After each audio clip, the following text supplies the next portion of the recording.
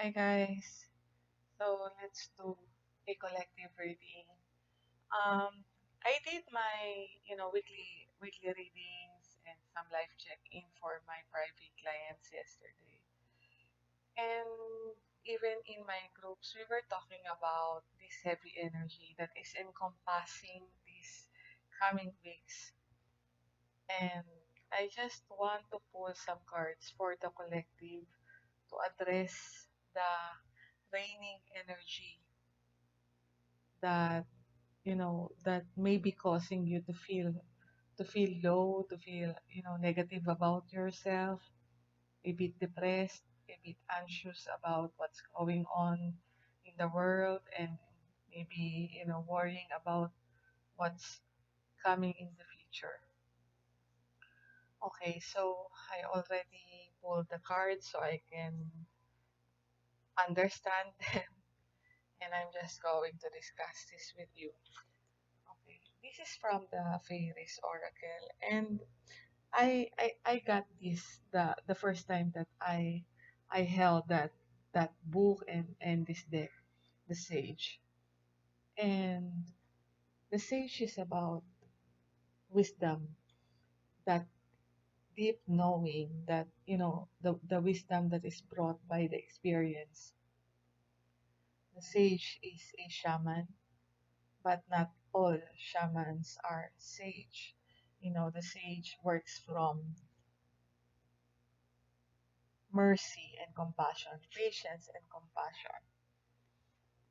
His one eye is blind, but he can see into the other worlds, into the other realms, and the other eye is seeing the what's physical, what's in the 3D world. I don't know, but the sage is giving me that, and the energy, the mixture of the Hierophant and the Temperance. The Hierophant is all about the tradition, and the Temperance is all about, creating something new out of the elements that are available. It is alchemy, right? That the Hierophant, and I don't, that's what I feel with this, one blind eye and the other eye is open and seeing clearly. The Hierophant is an institution, a tradition, an unwavering belief, and the Temperance is about creating something new out of that old belief. The sage is both. Okay, the sage is a blending of those two energies. The sage turns a blind eye um in punishment, but instead the sage believe that through mercy and compassion, those who did wrong can be changed. So by culminating that patience and compassion, we also culminate the energy, or we also awaken the sage energy inside of us, because we all have this energy. We just have to, be conscious, be mindful to awaken the sage. Now here is Sylvanus, okay, who holds the mask of truth. But the mask of truth, once he was extending this, he was extending this, you know, he was being accompanied by the fairy of aspiration, holding that two-edged blade. The the truth, the sword is uh, symbol of truth, and Sylvanus is, offering that mask of truth to us. The mask of truth, once you wear it, okay, you're going to see the truth from inside you, not from the external world. The truth that comes from the external world are projection of other people's reality to us. It's like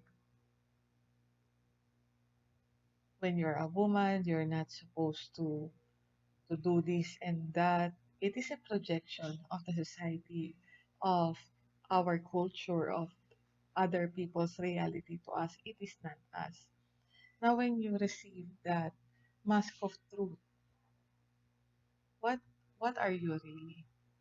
That's the time that you're going to see what you are in the inside, the authentic you, the real you, and not what your parents told you to be. Now, not what the society is asking you to be or expecting you to be. But I got this in the reverse. So there's the collective has some refusal, or maybe not refusal, but the inability to see what's inside us. And so Sylvanus and the fairy of aspiration is ganging up on us to force us to see what is inside us. They are making cracks in the in our idea of reality, for the light to shine in, or for the light to penetrate us. And the last card is death. So in any oracle, tarot, in any divination tool, that is not scary. In fact, this is a natural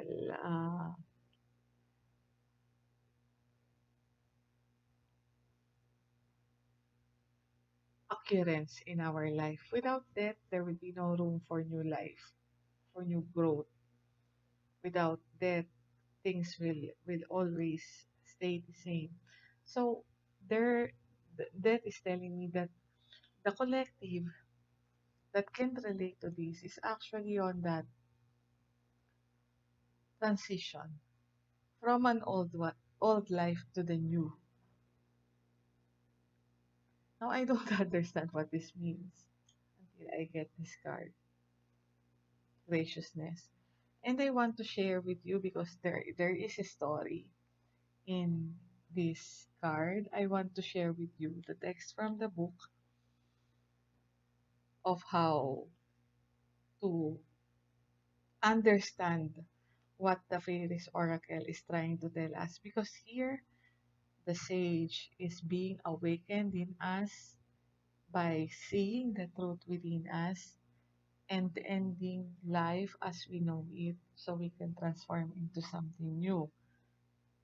And by graciousness, this will actually explain what is happening in these cards. So I already bookmark this. Graciousness means that you act with grace and consideration in everything you do. And the shadow side of this is dishonor and shame. Now, the story of this card, there is this girl that came from a well respected family who cared a great deal about their reputation.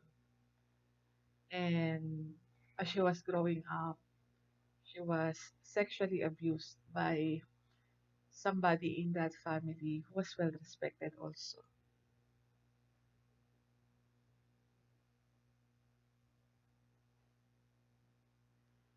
And because she felt afraid and ashamed to tell anyone of what's happening, she kept it to herself. She became fervent with her, prayers, and every time that she's growing up to be a beautiful young girl, and every time that she feels desire and something that is associated with that abuse, she really she get angry at herself. She feels ashamed, and she's always asking God to make her good, to turn her into a better person, into a good person. And so her family saw that her devotion into her faith, and one suggested that she should be sent into a monastery, and she was so happy to be in that monastery, in that convent, because she feels that it is a safe place. So she was there in that monastery, but instead of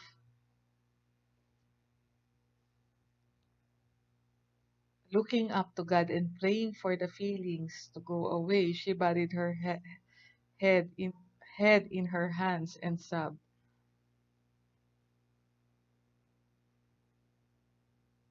Because in the inside, this is her words. I often seated with an inappropriate feelings that I couldn't bear to accept, much less express. I distrusted my pain, rejected my beauty, hated my needs, and judged my desires. I couldn't say no to requests for support, even when I was sick. I felt disgust at even the tiniest bit of passion, anger, or sexual feelings within me. So, because of what happened to her as a young girl, because of the way that she was brought up, her family was, well respected in the society. She cannot really accept what happened, and she cannot also express it. And she held everything inside. She held everything inside her, and it created that feelings of disgust and an inability to accept who she is, Sylvanus in the reverse. But she was forced to wear this mask of truth when one day somebody from a prayer group bravely shared her experience of being sexually abused or being raped as a young girl.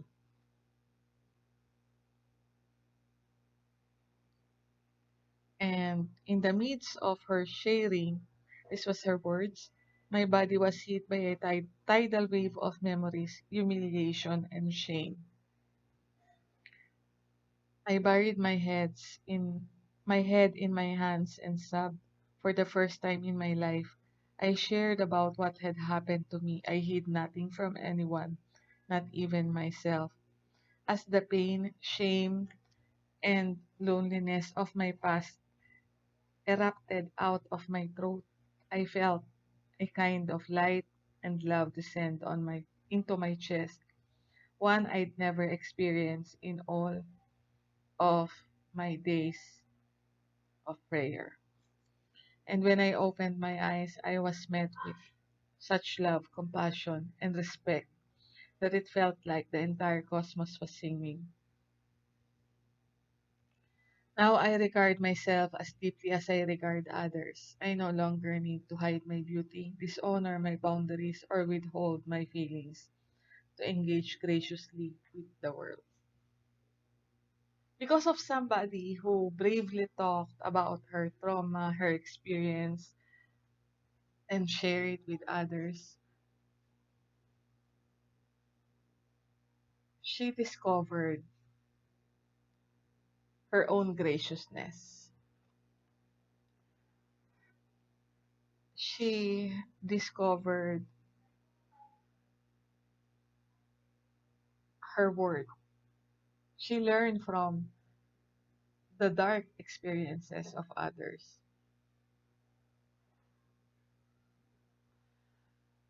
The Hierophant or the society is going to judge that experience,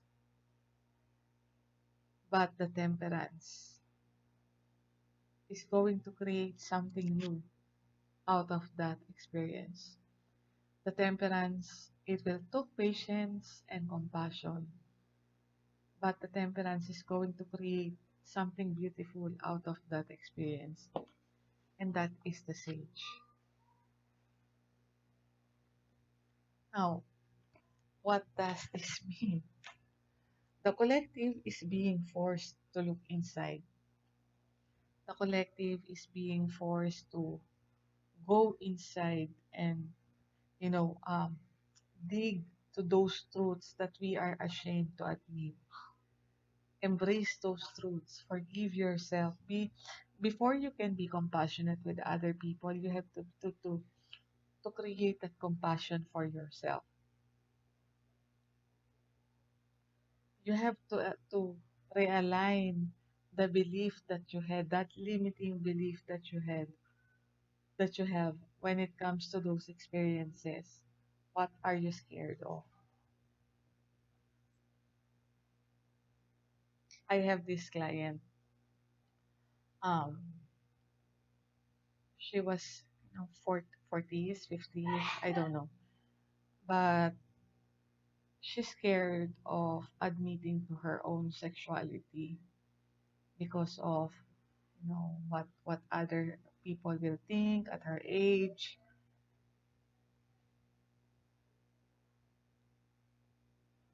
In her words, she was too old to feel that way or to engage in those kind of activities. But it's burning inside her. She wants to explore her sexuality, yet she's holding herself back because of what the the society, the tradition, uh,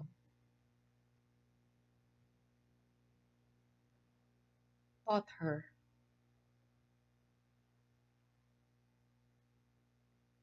and she feels dirty by feeling those desires.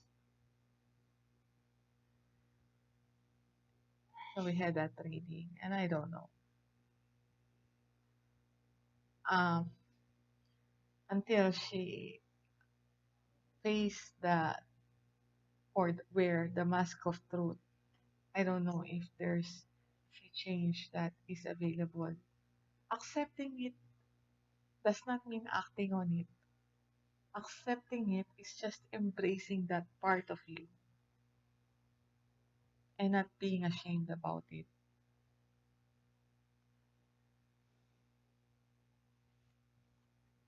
The only constant thing in this world is change. And that's the lesson of the Wheel of Fortune. It is forever spinning. You can't stop it. Time will not wait for anyone. Time, the world is always changing. Everything is always changing.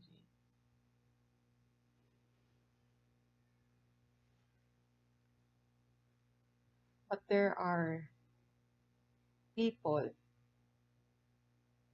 who lives the same life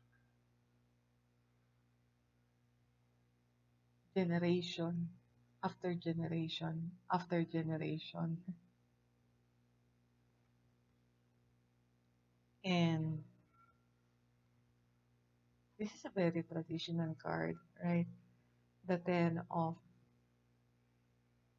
Pentacles is about living a good life, you know, creating a legacy, a good reputation, an abundant life.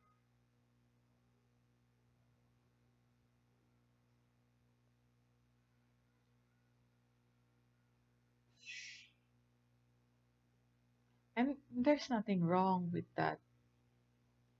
if you can only allow yourself to chase after your own light, your own truth.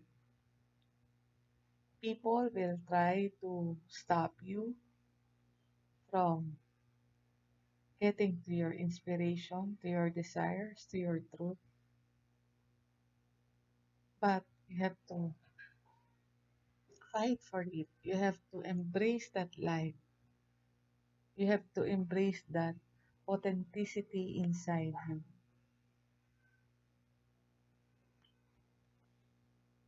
So you can have this seed to create a new life, a new growth, a new beginning for yourself.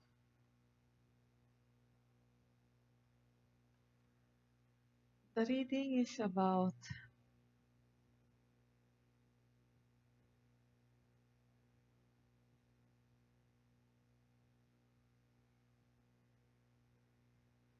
understanding our own psyche, embracing those unwanted parts of us.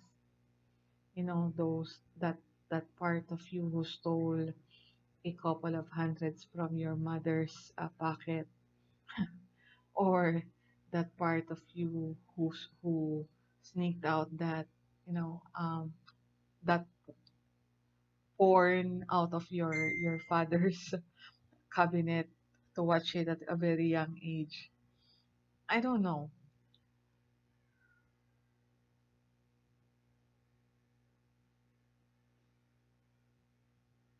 but there is a need to embrace those that we deem as sin.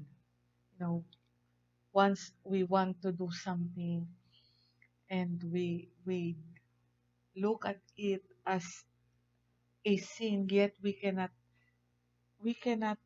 take our minds off it. We cannot deny it. We have to acknowledge that there's a saying that says, you cannot fight the devil you do not know. You have to get acquainted with your own demons, with your own pains, with your own self-loathing, with your own those part of you that you reject. Because in essence, you are rejecting yourself. Show compassion towards that that part of you that you keep hidden in the dark, and let that part of you come out so other could benefit as well, because that is the sage, and this is the what is being awakened in us. We are each other's guru. Our experiences can actually, you know uh teach somebody else that is experience. Okay, once you went through an experience and you gained wisdom from that, and you find the meaning of that, you find the reason why it happened, and it made you grow, it turned you turn your wisdom, your scars into wisdom, your pain into wisdom. Then other people can benefit. Those people who are just experiencing those same experiences that that you have experienced before. You've been there. It's like you've been out of hell. Now you can go back and try to show these people how to get out. That is what's being awakened here. That is what's being rebirthed. An old version of you is dying to be rebirthed into this sage energy. But first, you have to embrace your truth.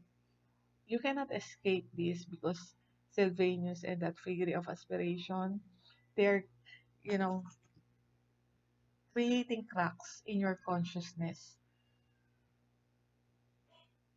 until the light can get through.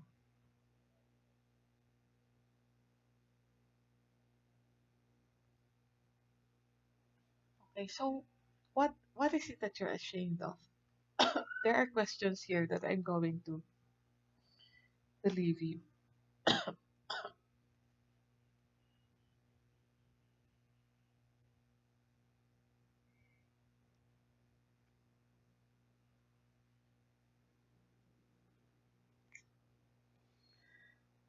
Are there ways that you dishonor yourself or others? How do you dishonor yourself? How do you dishonor others? You're going to see that when you dishonor yours that when you dishonor others, you are also dishonoring that part of you in yourself. When I find myself reacting to somebody's arrogance, I know that that arrogance is also in me because I feel I am better than that person. And that's why I am reacting to their arrogance. The thing is, I know that devil. I understand that devil too well. And so I can ask or, you know, tell that part of me to cool down and work on your own demons. Work on your own arrogance instead of paying attention to other people's display of the thing that I hate. On the outside, do you appear kind, balanced, and a good listener? But inside, do you feel angry, resentful, or full of forbidden desire? Another question. Personally, I don't feel angry, but yes, I have that resentment. I still have that resentment. And I'm not ashamed to admit that I have forbidden desires, but I'm not ashamed to admit that also. I am embracing those. And maybe that helps in creating a balanced life. Have you ever held so much inside that you exploded?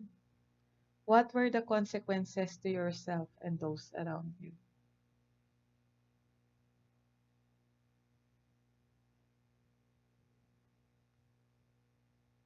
I've been to anger management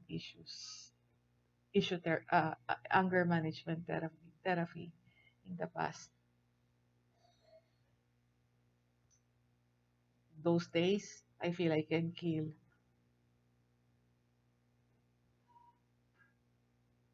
and I hate myself for that. For feeling those feelings. Think of a part of you, a feeling or experience that you reject as bad or inappropriate. How can you embrace it?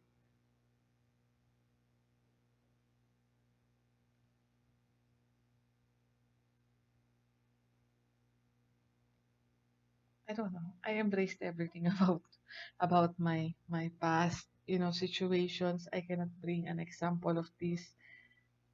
Think a part of you, a feeling or experience that you reject as bad or inappropriate. Okay, one experience that I have that I carried on for a long time was, allowing the doctors and the family members, myself included. Okay, I allowed my my mother's machines, the life support machines, to be taken out. In essence, when I signed that waiver, I signed. It's like I killed my mother. The doctors are telling us that she cannot live and without those machines. And by taking it out, I was actually signing her death. And my brother, I was 18 then. My brother was 17, 16, turning 17, and he was begging me not to sign it.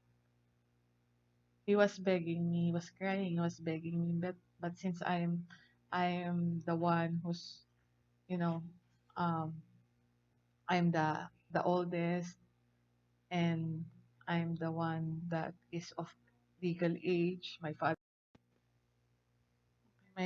is nowhere to be found, and I have to make that decision. That's one part of me that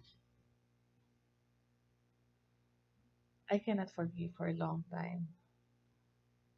But I already accepted it, embraced it, you know, apologized to that former version of myself. That's one easy way to do the shadow work. You have to invite that former version of you and let it sit down in front of you and talk to that former version of you loudly. It's like I am seeing myself, my younger self, and I am talking to my younger self and asking her what does she needs from me.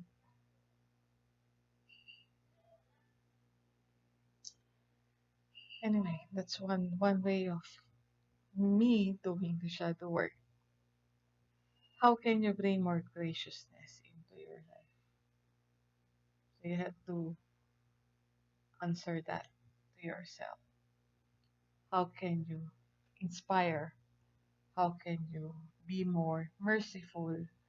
How can you be more show how can you show more compassion towards the people that are in your life?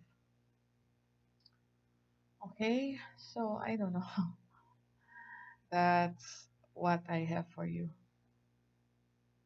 There's a need for the mask of truth in every one of us, and there's nothing to be ashamed of.